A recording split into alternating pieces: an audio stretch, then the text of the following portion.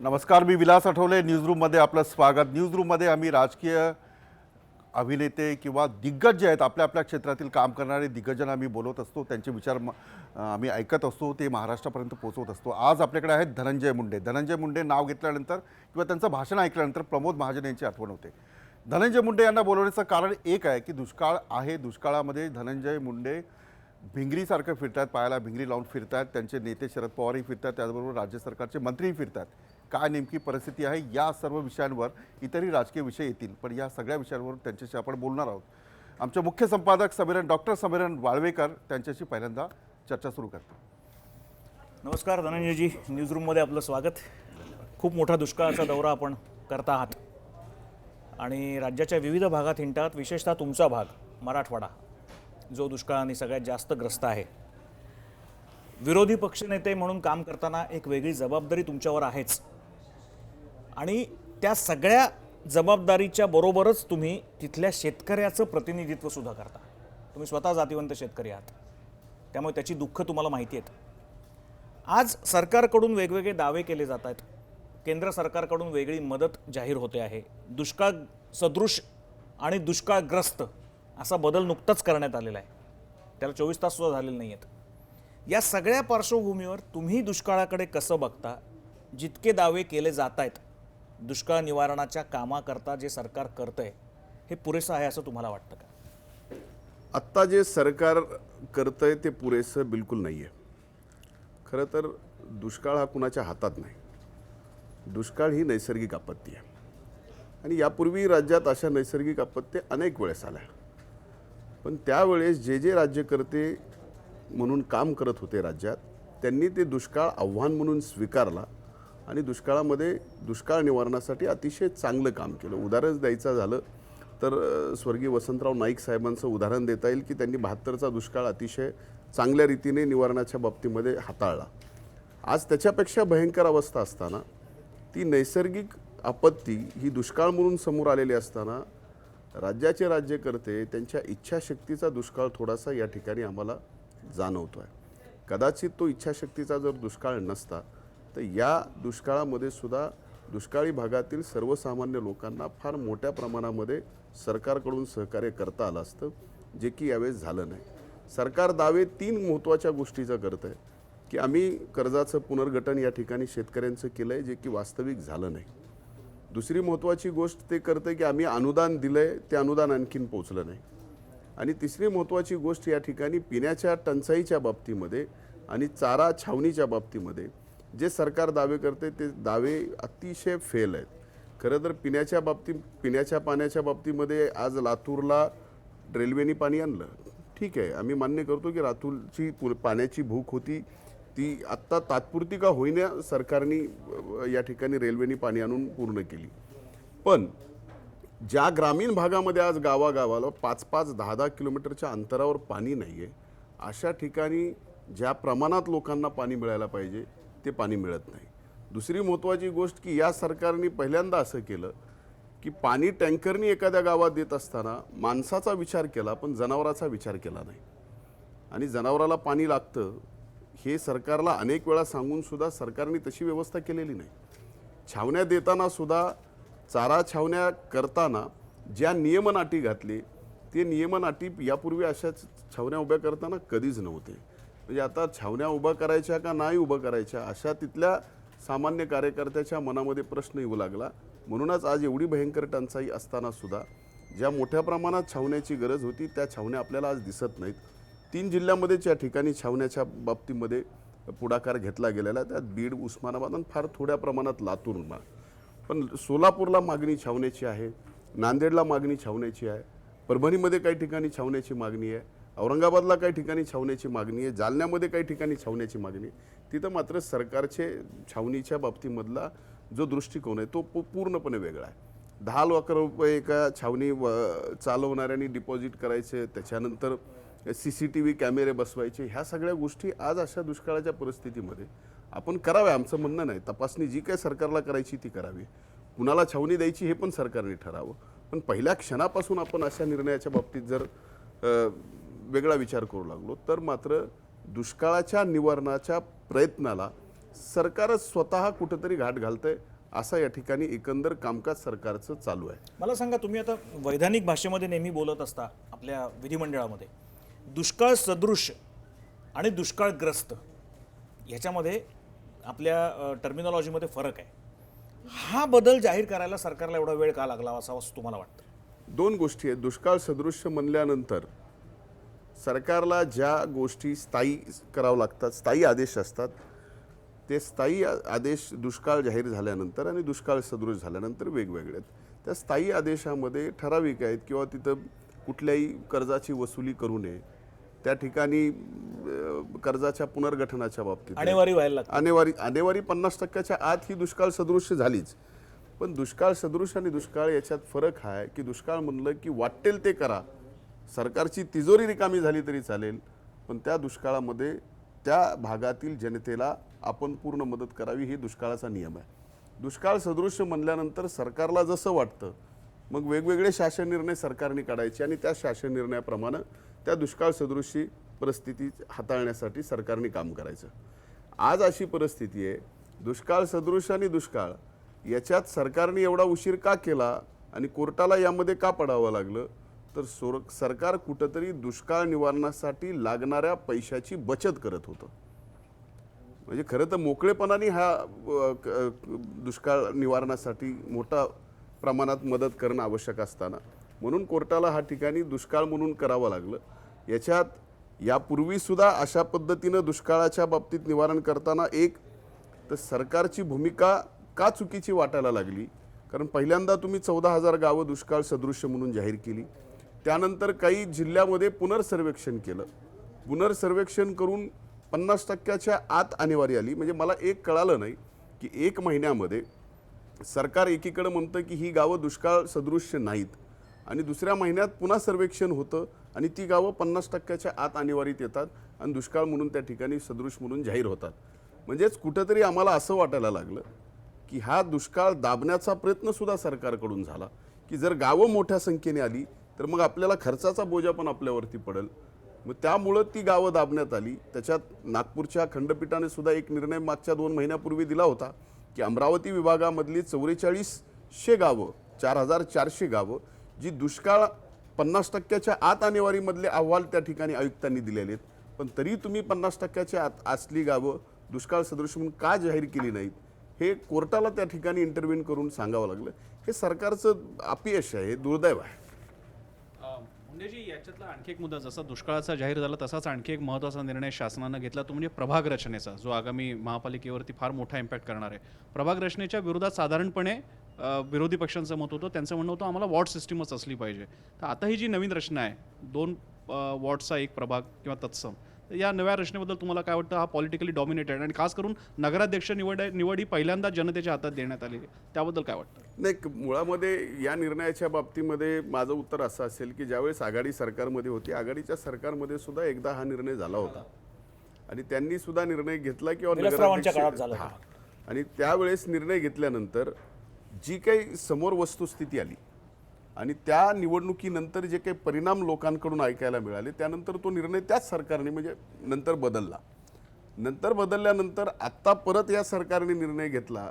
प्रत्येकाला असं वाटतं की एक पॉलिटिकल असेसमेंट करावी आणि कदाचित माझं असं म्हणणं आहे, कदाचित त्याची वेगळी चर्चाही होऊ शकते, पण सरकारमधल्या भारतीय जनता पार्टीने त्यांच्या पद्धतीनं राज्यामध्ये एक सर्वे केलेला असावा आणि त्या सर्वेच्या आधारे त्यांना रचना कुठली चांगली आहे पक्षाच्या हिशोबाने आणि मग त्या पद्धतीनं त्यांनी तो निर्णय या ठिकाणी केलेला आहे. पण म्हणजे तुमच्या म्हणण्याचा रोख असा आहे की युतीमधल्या 2 पक्षांमध्ये सुद्धा आपल्याला जास्ती फायदा होईल असा त्याचा निष्कर्ष आला असावा? अगदी या गोष्टीत वार्डामध्ये कुणाला फायदा होतो जास्त, प्रभागामध्ये कुणाला होतो, प्रभाग करताना सुद्धा 2चा प्रभाग केल्यानंतर कुणाला होतो, म्हणजे हेही कळालं नाही की 2चा प्रभाग तुम्ही नगर परिषदेमध्ये करता आणि 4चा प्रभाग महानगरपालिकेला करता.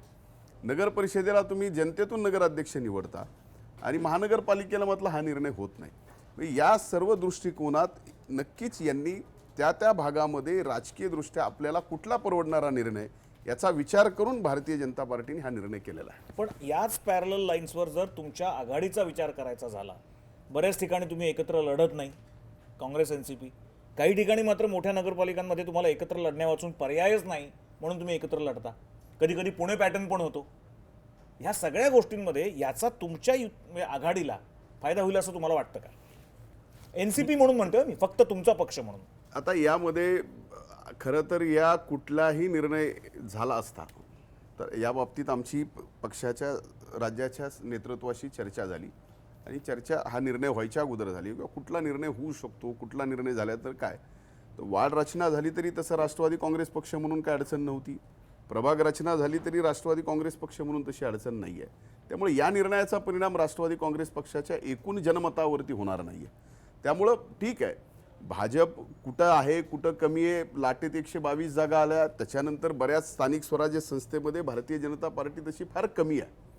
मग त्या ठिकाणी पुढे येण्यासाठी जे काही त्यांना राजकीय हातखंडे वापरायचा त्याचा तो त्यांनी केलेला निर्णय आहे.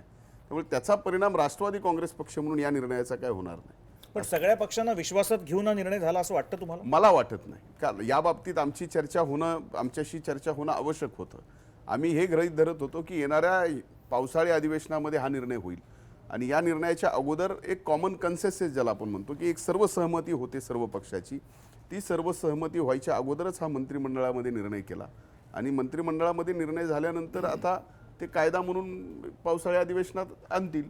आता त्यावेळेस चर्चा होईल. आता वरच्या सभागृहामध्ये नक्कीच बहुमत आहे, पण यात आम्ही सुद्धा आता परत बसणार आहोत आमचा पक्ष नेतृत्व म्हणून. आणि खरं तर या बाबतीत या निर्णयाचा परिणाम काय आहे, याचा दुष्परिणाम काय आहे याचा विचार करून येणाऱ्या पावसाळी अधिवेशनात त्याच्या बाबतीत चर्चा करू सभागृहात. सध्या तुमच्या पक्षाचं परिषदेमध्ये तुमच्या म्हणजे आघाडीचं बहुमत आहे, पण हे बहुमत राहील अशी परिस्थिती सध्या नाही. येत्या काळामध्ये ते बहुमत नसेलही. परिषदेच्या निवडणुका येऊ घातलेल्या आहेत, 8 जागा रिकाम्या होत आहेत. राष्ट्रवादी 2 उमेदवार देणार की 1 उमेदवार देणार, कारण 2 पूर्ण उमेदवार निवडून आणणं राष्ट्रवादीला शक्य नाही. या परिस्थितीत किती उमेदवार देणार आणि कोण उमेदवार असणार? आता दोन पहिला एक विषय तुम्ही काढला की एकूण बहुमत राष्ट्रवादी काँग्रेस आणि काँग्रेसचं जे वरच्या सभागृहात आहे ते राहणार नाही. त्यात 2019 पर्यंत म्हणजे येणाऱ्या विधानसभेपर्यंत विधान परिषदेमध्ये काँग्रेस आणि राष्ट्रवादी काँग्रेस पक्षाचं बहुमत राहील, हे तेवढंच सत्य आहे. दुसरी महत्त्वाची गोष्ट की येणाऱ्या विधान परिषदेच्या ज्या 10 जागाची निवडणूक होणार आहे, विधानसभेच्या मधून निवडून येणाऱ्या त्या 10 जागेमध्ये काँग्रेस आणि राष्ट्रवादी काँग्रेस पक्षांनी कुठल्या जागा लढवाव्यात याच्याबाबतची काल दोन्ही पक्षाच्या राज्याच्या नेतृत्वांची बैठक झाली आणि त्या बैठकीमध्ये एकत्रित निवडणूक लढवायचा हा निर्णय झाला आहे. आता यावेळेस 2 जागा कुणी घ्याव्या, म्हणजे राष्ट्रवादी काँग्रेसनी घ्याव्या का काँग्रेसनी घ्याव्या आणि 1 जागा कुणाकडे असावी याच्या बाबतीतला निर्णय हे काँग्रेस पक्षाच्या केंद्राकडून ठरणार आहे आणि राष्ट्रवादी काँग्रेस पक्षाच्या केंद्रीय नेतृत्वाकडून ठरणार आहे.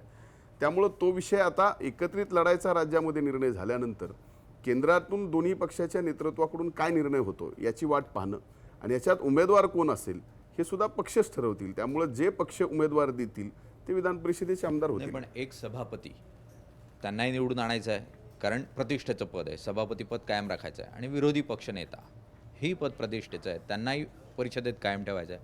अशा परिस्थितीत 2 जागा लढवण्याशिवाय राष्ट्रवादीला पर्याय नाही ना.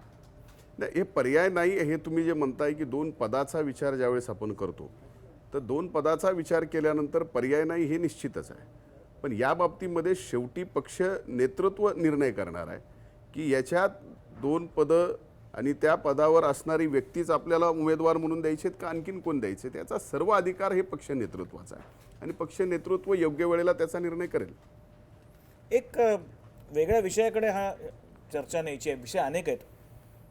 छगन भुजबळांच्या अटकेनंतर आपल्या पक्षाच्या प्रतिमेवर परिणाम होणार नाही असं कितीही जरी बोललं जात असलं तरी छगन भुजबळ हे काही फक्त राष्ट्रवादी काँग्रेसचे नेते किंवा माजी उपमुख्यमंत्री असे नाही आहेत. राज्यातल्या OBC समाजाचे ते एक मानले जाणारे अतिशय ज्येष्ठ नेते म्हणून त्यांच्याकडे बघितलं जातं. त्यांच्या अटकेनंतर पक्षाच्या प्रतिमेवर परिणाम होणार नाही असं कसं, तुम्हाला काय वाटतं? नाही, 2 गोष्टी आहेत त्याच्यात. तुम्ही एकीकडे पक्षावर झालेला परिणाम विचारता तर स्वाभाविक छगन भुजबळ साहेब पक्षाचे नेते आहेत, आमचे नेते आहेत, त्या बाबतीत कुणाचंही दुमत नाही आणि त्यांना ज्या पद्धतीनं या संबंध प्रकरणामध्ये सत्तेचा वापर करून ज्या काही गोष्टी अटकेच्या केल्या त्या बाबतीमध्ये आम्ही तर सर्वजण अस्वस्थ आहोतच, वादच नाही. पण याचा परिणाम सुद्धा पक्ष म्हणून झालेला हे आम्ही मान्य करतो. आम्ही मानलं नाही की पक्षावर कुठं परिणाम झालेला नाही. एखाद्या पक्षाच्या नेतृत्वाला अशा बाबतीतच्या सरकारच्या कारवाईला सामोरं जावं लागतं. त्याचा परिणाम पक्षावर होतोच. आणि स्वाभाविक ज्या बहुजन समाजाचं नेतृत्व अनेक वर्ष भुजबळ साहेबांनी या राज्यामध्ये केलं, आजही ते करतायत आणि पुढेही ते करतील. पण हे करत असताना त्या बहुजन समाजाच्या मनात सुद्धा आज कुठंतरी असंतोष निर्माण होतोय की जाणीवपूर्वक एक ओबीसी समाजात इतके वर्ष काम केलेल्या नेत्याला सरकारकडून त्रास होतोय का, अशी शंका सुद्धा मनात निर्माण होतीये. त्यामुळं या गोष्टीचा परिणाम झाला आहे का, तर हे नक्कीच आहे, मी हे मान्य करतो. पवार साहेबांच्या विधानामध्ये सुद्धा असं आलं की जर त्यांनी काही चूक केली असेल तर त्यांना शिक्षा होईलच, पण चूक केली नसेल तर सरकारला याची फळं भोगायला लागतील. नाही, ही वस्तुस्थिती आहे ना. जर चूक नसताना तुम्ही ज्या गोष्टीत चूक नाही आहे अशा ठिकाणी जर सरकारने सरकारच्या सत्तेचा गैरवापर करून जर भुजबळ साहेबांना अडचणीत आणायचा प्रयत्न केला असेल तर ते सरकारला भोगावं लागेल. आणि चूक झाली असेल तर न्यायव्यवस्था जे काही न्याय देईल, मग तो न्याय विरोधात असेल किंवा बाजूने असेल, ती न्यायव्यवस्थेचा आम्ही मान ठेवणारच आहोत. त्याच्यामध्ये समोर काय दूध का दूध पाणी का पाणी येणाऱ्या काळात येणारच आहे. पण याच्यामध्ये असं एक चित्र उभं राहतंय कुठेतरी, असं वाटत नाही किमान माध्यमांमध्ये चर्चा आहे की कुठेतरी भुजबळांना पक्षाने वाऱ्यावर सोडलेलं आहे? नाही, हे बिलकुल नाही आहे. पक्षाने काही वाऱ्यावर भुजबळ साहेबांना सोडलेलं नाही. पक्ष पूर्ण ताकदीने, पक्षाचं नेतृत्व पूर्ण ताकदीने भुजबळ साहेबांच्या मागे आहे. सर, आघाडीच्या सत्तेमध्ये भाजपने अनेक मोठमोठे घोटाळे उघडकीस आणले होते. मात्र आत्ताची परिस्थिती पाहता भाजपच्या सत्तेमध्ये विरोधकांकडनं तसे मोठमोठे घोटाळे अजून तरी उघडकीस आणले नाही, तर असं म्हणायचं का की विरोधक कुठेतरी अपयशी पडत आहेत ते घोटाळे समोर आणायला, की भाजपमध्ये सगळं सुरळीत चाललंय सत्ता? आता तुमच्या माहितीसाठी कदाचित आम्ही एवढे घोटाळे फ्लोअरवरती मांडले, पुराव्यानिशी मांडले, त्याच्यात तुम्हाला तो घोटाळा दिसला नाही. भाजपनी 15 वर्षाच्या काळात जे घोटाळे काढले ते घोटाळे तुम्हाला दिसले. वस्तुस्थिती ही आहे की पहिल्या या 14 महिन्यामध्ये आम्ही किती घोटाळे काढले, तर एक महिला बाल कल्याणचा घोटाळा काढला, तो 200 कोटी रुपयाचा घोटाळा. त्यानंतर तूर डाळीच्या बाबतीमध्ये जो घोटाळा काढला तो तेवढ्याच रकमेचा होता. त्याच्यानंतर 300 कोटीच्या औषध खरेदीचा घोटाळा काढला, तोही आम्ही समोर आणला. त्यानंतर ज्या महापुरुषांच्या फोटोच्या बाबतीमध्ये 7 रुपयाला मिळणारा फोटो हा शिक्षण विभागाने एक 1400 रुपयाला घेण्याचा निर्णय केला, तो घोटाळा आम्ही समोर आणला. फायर एक्स्टिंग्विशरच्या बाबतीमध्ये गरज नसताना ज्या शाळेला फायर एक्स्टिंग्विशर बसवायचे आणि आपल्याकडे पैसे नसताना स्वतः मंत्र्यांनी खरेदी करायची म्हणून फाईल मूव्ह करायची, तो घोटाळासुद्धा आम्ही समोर आणला. आता ही घोटाळे जर याची संख्या एकूण केली तर या 14 महिन्यामध्ये 2500 कोटी रुपयाचे घोटाळे झालेत आणि त्याचे पुरावे आम्ही सभागृहात दिलेत. आम्ही खोटे आरोप केले नाहीत, अवास्तव केलं नाही. पण सरकारमधल्या लोकांनी जर ठरवलं की आम्हाला आमच्या मंत्र्यांना क्लीन चिट द्यायची आहे, आम्ही म्हणलं की तुम्ही ज्युडिशियल इन्क्वायरी नेमा, सरकार तयार नाही आहे. त्याच्यानंतर काही PIL झाले, त्याच्यात कोर्टातून जे निर्णय व्हायचा आहे तो होईलच. पण सरकारने जर ठरवलं की नाही असं चाललंय, चालू द्यायचं, आम्हाला या ठिकाणी या मंत्र्यांचं पूर्णपणे जे काय यांनी केलं ते झाकायचं. मग माझा एक प्रश्न आहे की जर आम्ही घोटाळे काढले नाहीत खरेदीच्या बाबतीतले, तर मग सरकारला खरेदी धोरण का बदलावं लागलं? खरेदी धोरण नंतर बदललं हे आमचं यश आहे. आम्ही कमी पडलोच नाही. तर 14 महिन्यात पहिल्यांदा तुम्ही या पूर्वीचेही इतिहास काढा, कुठलंही 15 वर्षाचं सरकार बदलल्यानंतर ज्यावेळेस दुसरं नवीन सरकार येतं, पहिल्या 15 महिन्यात तुम्हाला कुठला भ्रष्टाचाराचा मुद्दासुद्धा सापडत नाही. पण हे आम्ही 14 महिन्यात काढून दाखवलं पुराव्यानिशी. आणि एवढंच काढून नाही दाखवलं तर या बाबतीत सरकारला धोरणं बदलावं लागली, काही गोष्टी त्यांना स्थगित्या द्याव्या लागल्या, ही वस्तुस्थिती आहे. त्यामुळे आम्ही 14 महिन्यामध्ये जेवढं काय शक्य होतं, जेवढा काय अंकुश विरोधी पक्ष म्हणून सरकारवर असायला पाहिजे तो आम्ही या ठिकाणी पूर्णपणानं लावलेला आहे. मुंडेजी, तुमच्या बहीण भावांमधला कलगीतुरा जो अजून चालू आहे मराठवाड्यामधला, त्याच्यात कुठेतरी एक मराठवाड्यात मुंडे साहेबांच्या निधनानंतर मराठवाड्याचं नेतृत्व नेमकं कोणाकडे, असा एक प्रश्न कुठेतरी जनतेपुढे दिसतोय.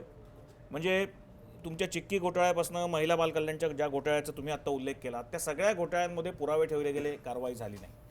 पण स्टेटमेंट्स मात्र अशी केली जात आहेत तुमच्या भगिनींकडून ज्या मंत्रिपदावर आहेत की मी जर तोंड उघडलं तर फार मुश्किल होऊन बसेल. अशा प्रकारची जी काही स्टेटमेंट्स आहेत ही कुठेतरी मराठवाड्यावर मुंडेंच्या बहीण भावांपैकी असलेलं नेतृत्वाची चुरस ही कुठेतरी सगळी समोर येते असं वाटतं तुम्हाला? मुळामध्ये खरं मराठवाड्याचं किंवा राज्याचं किंवा देशाचं कुणी नेतृत्व करावं हे मी किंवा माझ्या बहिणीने ठरवून होणार नाही.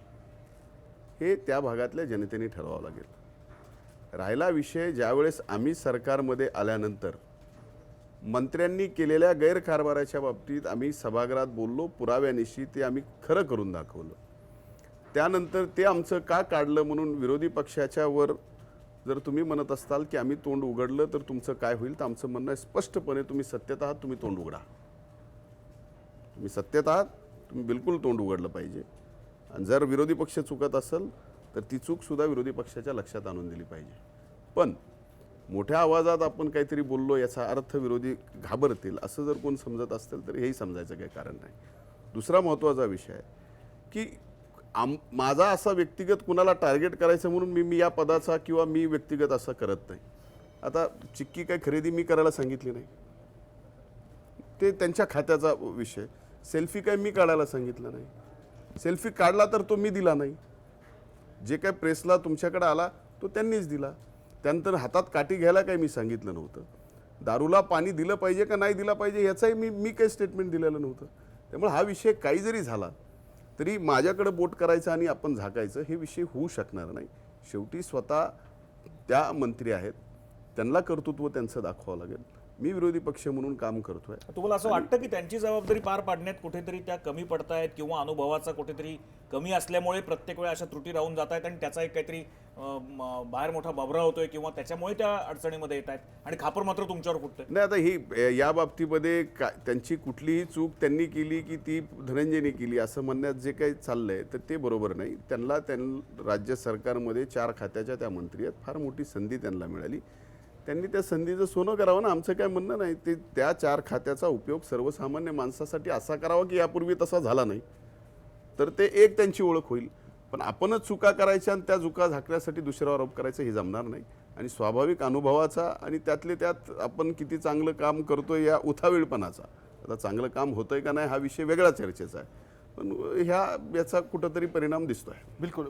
धनंजय मुंडे यांच्याशी चर्चा सुरू राहणार आहे. अनेक विषय आहेत, बीडमधील किंवा मराठवाड्यातील नेतृत्वाचा प्रश्न असो किंवा इतरही विषय असो, या सगळ्या विषयांवर चर्चा सुरू राहील. पण एका छोट्या ब्रेकनंतर